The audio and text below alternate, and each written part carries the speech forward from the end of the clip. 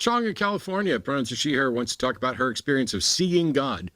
So welcome, Chong. What did you see? I mean, God, but describe it, I guess. Okay. So I was really sick for 10 years. In 2005, I was doing my errands and I came home. I just parked my car.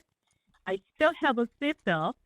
And all of a sudden, my spirit jumped out of my body. And I saw my spirit and try and catch the balance. I'm like, wait, I'm not ready.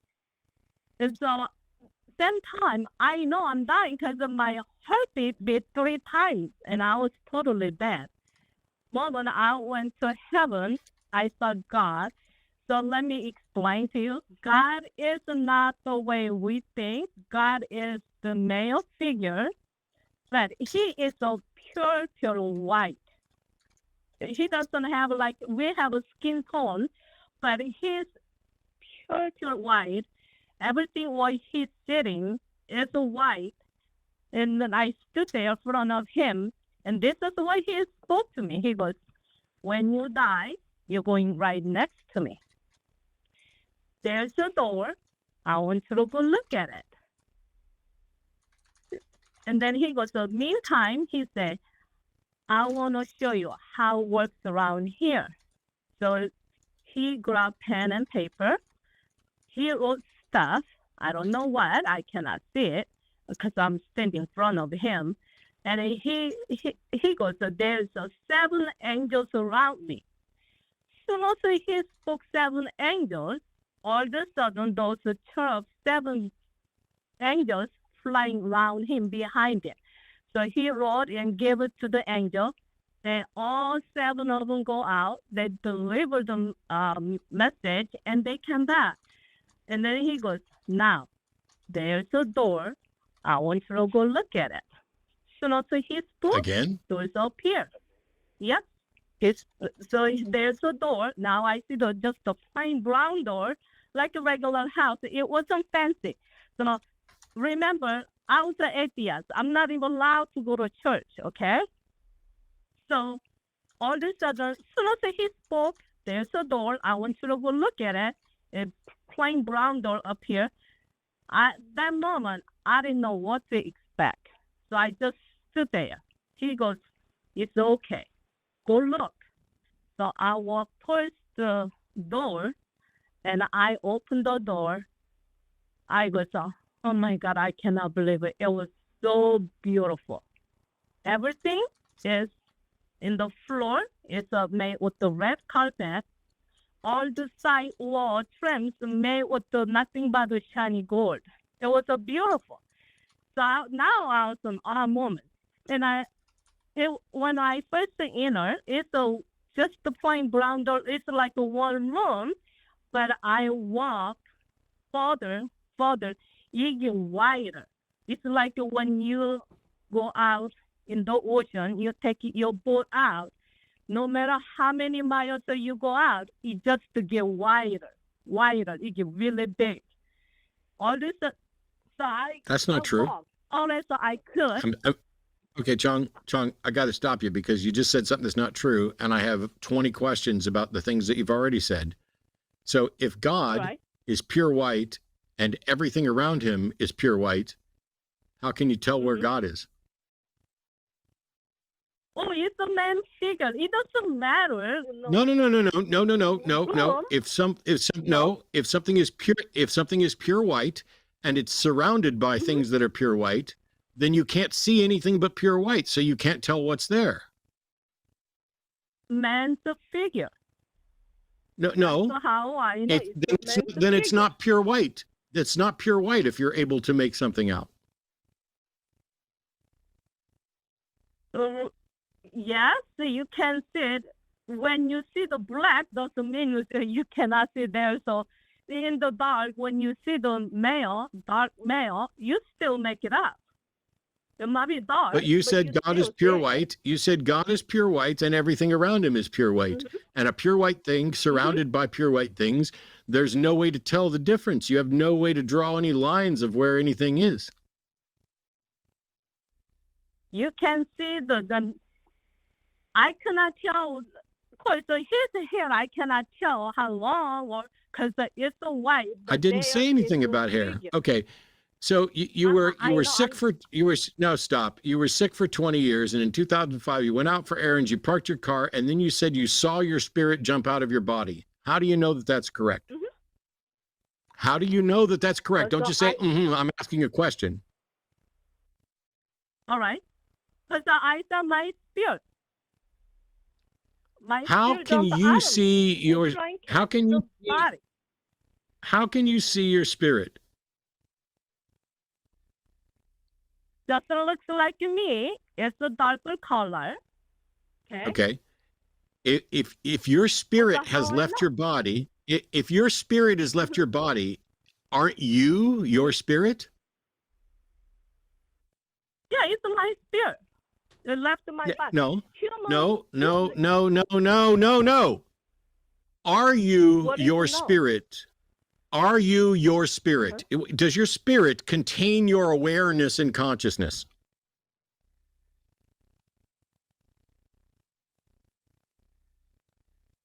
Yeah, but remember, my spirit left my body. Now I'm dead.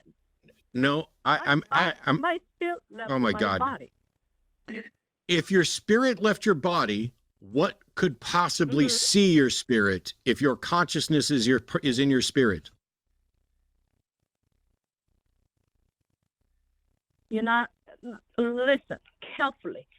When as soon as I park my car, right, I'm sitting in. Okay, I'm going to pause you, and I want you to listen carefully, because I did listen carefully, and I jotted down copious notes about everything you said. I'm asking a very specific question. If you saw your spirit leave your body, and your spirit is your conscious awareness, what was seeing? What the eyes in your body don't have a consciousness awareness if your spirit left, correct? That instant, my spirit left my body. That second, I saw my spirit. And so when my spirit jumped out of my body, I try and catch it, and with my hand, I said, "Wait." So your spirit, no. Listen, you're saying your spirit left your body and you saw it and you tried to catch it. What was in your body that was, what was still in your body that was seeing your spirit and could animate your arms to try to catch it? So when my spirit left my body, it was a 3 seconds. My heartbeat beat 3 times. I was completely dead. After that, I don't see my body because I'm left my body now. So my spirit jumped out only 3 seconds. Okay, you're not understanding the fucking question. If you watched your spirit leave your body, but your consciousness is your spirit, then your spirit has left your body, and you're saying that for 3 heartbeats you were what? In your body and outside of your body? No, as soon as the spirit leave my body, I still see that second. That was it. How can you see that if were your eyes still in your body? First of my eyes are still connected. My spirit leaves my body. It doesn't mean. Oh my God! Just answer the question. I'm trying to get to a point. If your eyes are still in your body, then are you your spirit? Is your consciousness in your spirit? Yes.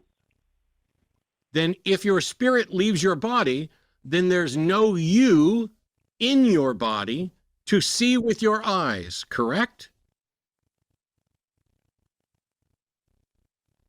Like I said, that second I see it. It's like most people die. When they die, same time they know they are dying. It doesn't mean. I'm going to try a couple of simple questions, but there's clearly there's a conceptual non-understanding happening between I don't know if it's as simple as a language barrier. I don't know if it's a conceptual barrier, but there's a barrier. So I'm just going to try something very, very simple.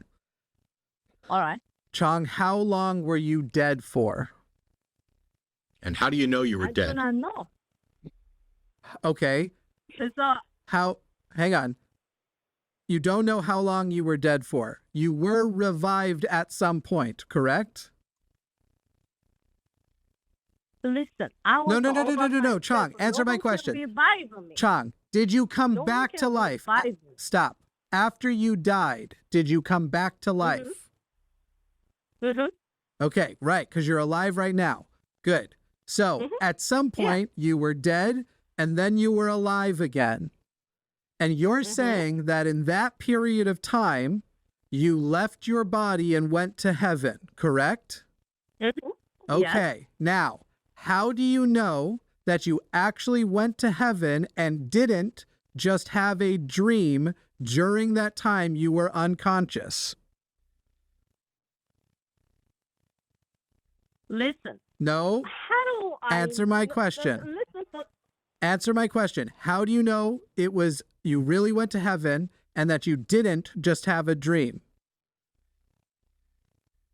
It wasn't a dream. How do you know that? No. How do you know it wasn't a dream? Because I had a dream before. After that, I had another dream. I saw God again. That was a dream. Okay. But when how do you know this one wasn't a dream? That you didn't answer my question. How do you know that this time wasn't a dream? This time was so different. I know the difference of dreams, and also where my spirit jumped out of me, I saw living. I tried to catch it, but when my spirit left my body, that was it. So name one thing that happened in your dream, that happened when you left your body that cannot happen in a dream.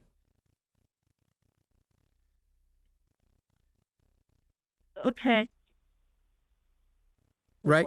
Name one thing that happened while you were leaving when you say you left your body and you went to visit heaven and God. Name one thing that happened in that story that cannot happen in a dream.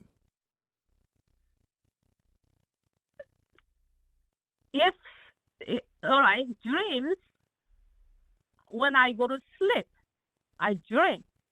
But sure. When you are unconscious, you dream.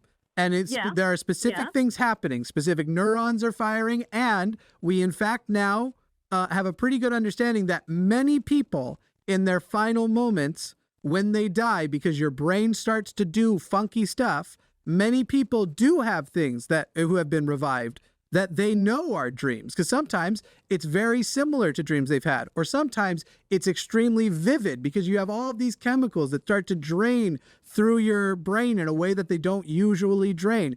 Dreaming when you are dying or dead is not a new phenomenon. Those dreams having a unique quality, like an increased amount of vividness, is not a new phenomenon. So the question to you was, what is one thing that happened during that dream, during your near-death experience that can't happen in a dream?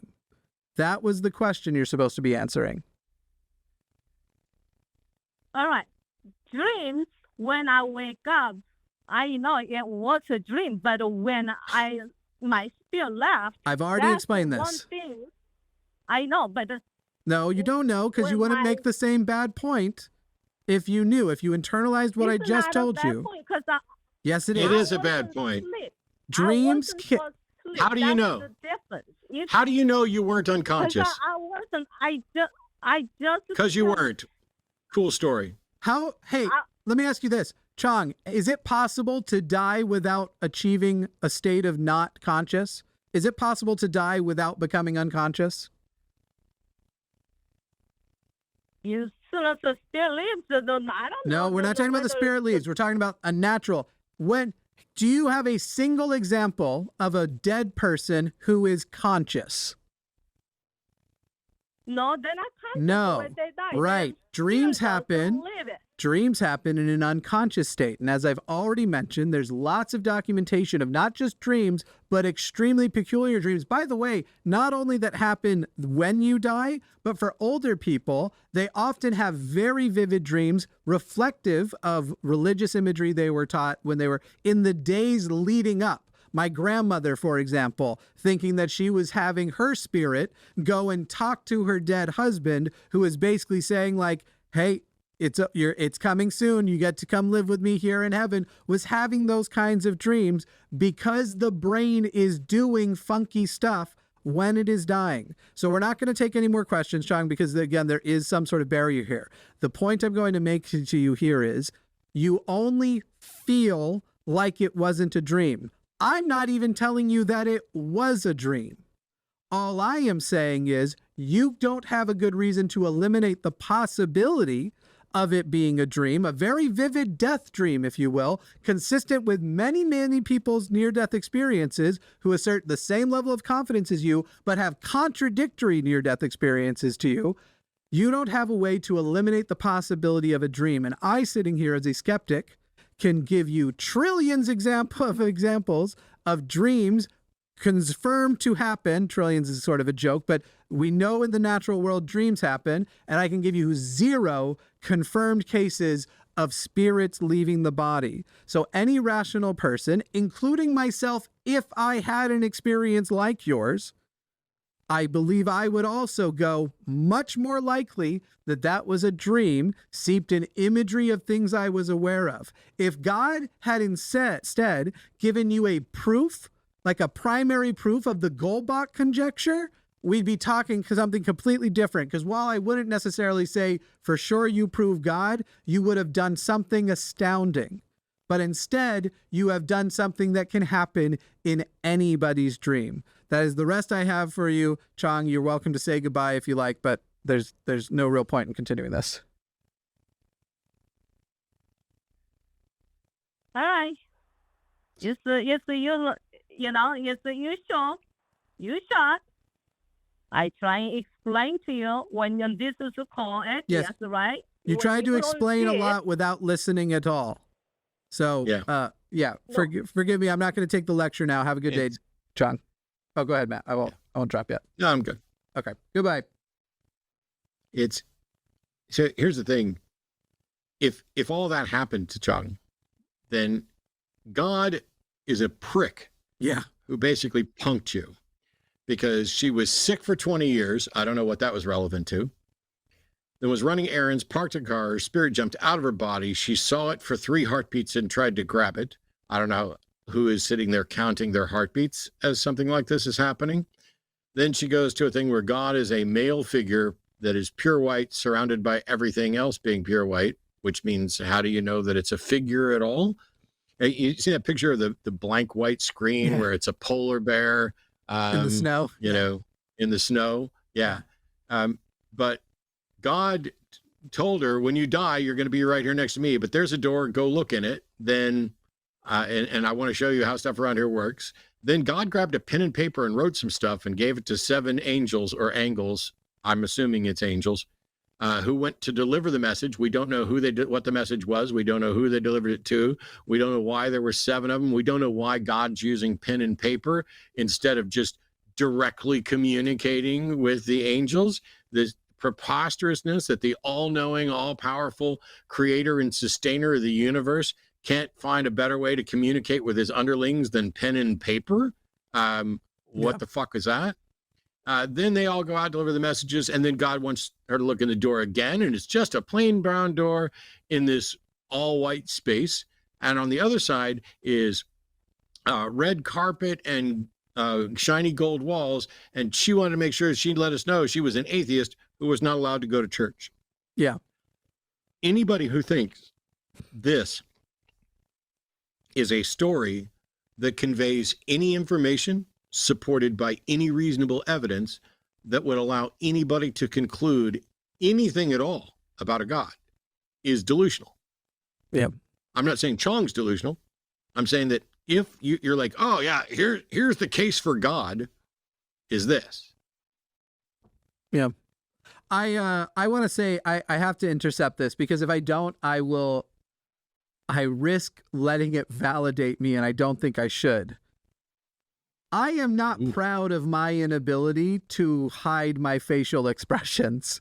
And so for all the people who, I wish I could have kept a plainer face, because it wouldn't surprise me if somebody was like, that's pretty fucking disrespectful. And I wouldn't even necessarily disagree, except for that I cannot help it.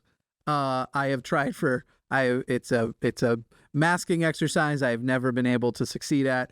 And the reason why I kept looking away was I was trying to hide it at first. When she said, listen carefully, I lost it, because I knew that was not okay to say to Matt. The way Matt was listening carefully, how dare you? So I don't want people to be like, ha ha, Jimmy's, in past calls, it's like Jimmy's facial expressions are everything. And I know it's entertaining, but I wish I was actually a better interlocutor in that regard, that I could hide stuff like that. I just can't. Hello, I'm Jimmy Snow, executive producer for The Line and avid candy eater. Hey, if you'd like to support this channel, you can do so now on Patreon or as a channel member with tiers specific to supporting specific shows and hosts. And it also supports our ability to expand programming going forward. You could also leave a super thanks down below, get a little special highlighted comment, and I'll tell you what, you could hit like and you could hit subscribe. Now, here are some video suggestions so we can fudge that algorithm. Go with one of ours. Forget everyone else on YouTube. I'm begging.